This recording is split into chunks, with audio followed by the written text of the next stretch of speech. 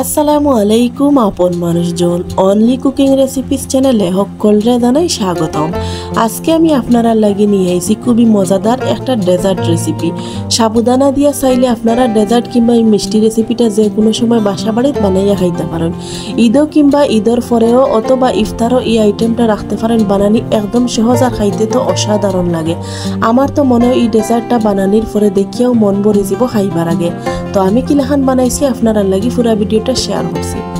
প্রথমে নিছি এখানে একটা মিক্সিং বাটি আর নিছি মেজারমেন্ট কাপ দিয়ে 1 কাপ পরিমাণ সাবুদানা। আমি এখানে ছোট দানার সাবুদানা নিছি, আপনারা চাইলে যে কোনো দানারও সাবুদানা নিতে পারেন, বড় কিংবা ছোট। এখন সাবুদানা গুলারে আমি 2 থেকে 3 বার খুব বালাটিকে পরিষ্কার পানি দিয়ে ধুইয়া নিমু। যদি আমার আজকের এই সহজ সুন্দর রেসিপিটা আপনাদের কাছে ভালো লাগে আমার চ্যানেলটারে সাবস্ক্রাইব করে আমার পাশে থাকার অনুরোধ রইল।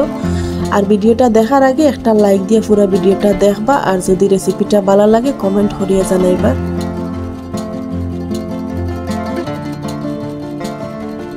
সাবুদানাগুলারে আমি খুব বালাটিকে দইয়া পানি জড়াইয়া নিছি।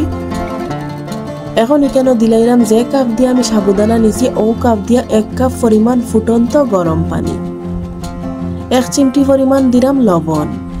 এখন সব কিছুর হালকা একটু মিশাইয়া নিলাম। মিশানি হয়ে গেলে একটা ঢাকনা দিয়া ডাকিয়ে আমি রাখি দিলাম 15 মিনিটের লাগি রেস্ট। এতে সাবুদানাগুলা খুব তাড়াতাড়ি নরম হইব আর অনেক বেশি ফুলব।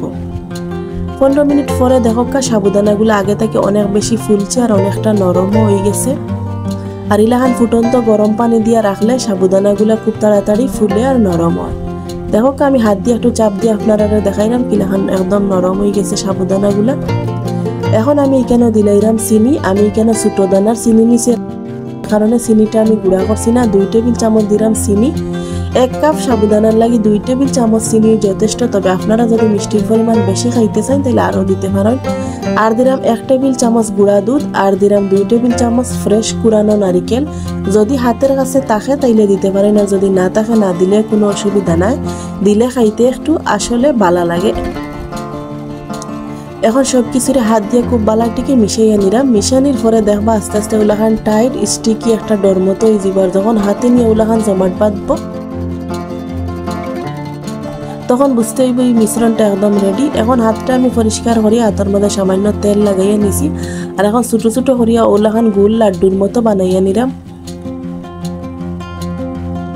এই মিষ্টি কিংবা ডেজার্ট রেসিপিটা বানানি একদম সহজ। আমার তো মনে হয় যে কেউ দেখলে আজকের এই ভিডিওটা বাসা বাড়িতে বানাইয়া খাইতে পারবা অথবা খাওয়াইতে পারবা।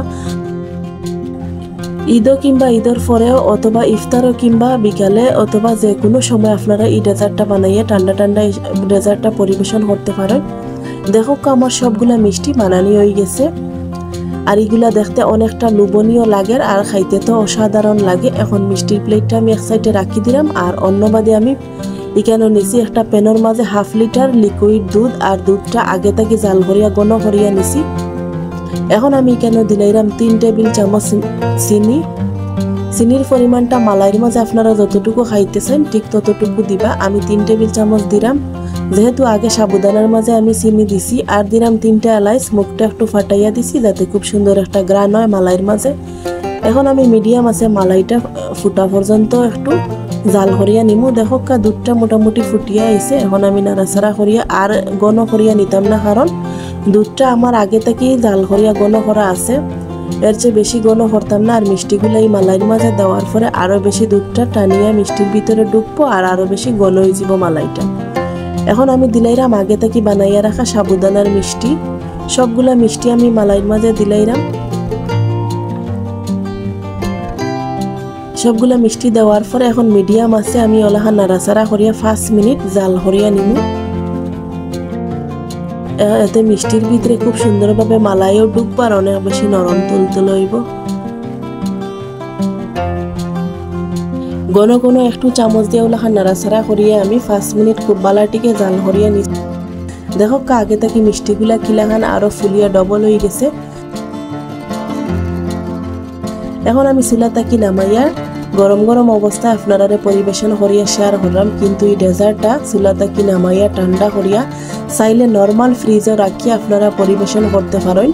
আমার যেহেতু একটু তাড়া আছে কিংবা এখন রমজান মাস, ইফতারের সময় এই ডেজার্টটা আমি পরিবেশন করতাম, এর কারণে গরম গরম আপনারা লাগিয়েও শেয়ার করলাম।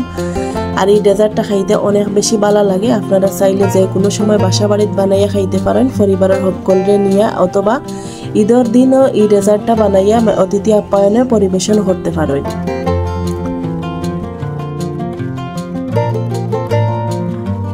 এখন কিছুটা বাদাম কুচি আমি উপরে থেকে দিলাম যাতে দেখতে অনেকটা সুন্দর লাগে।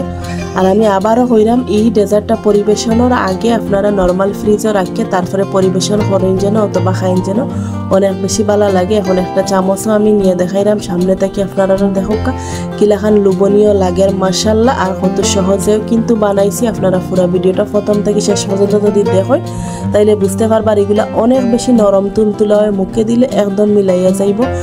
তো আমার আজকের এই রেসিপিটা আপনার কাছে কিলাখান লাগছে কমেন্ট করিয়া জানাইতে ভুলেন না যেন। আর আরও ইলাখান সহজ সুন্দর রেসিপি পাইতে হইলে আমার চ্যানেলটা সাবস্ক্রাইব করি আমার পাশে থাকবা। আল্লাহ হাফিজ।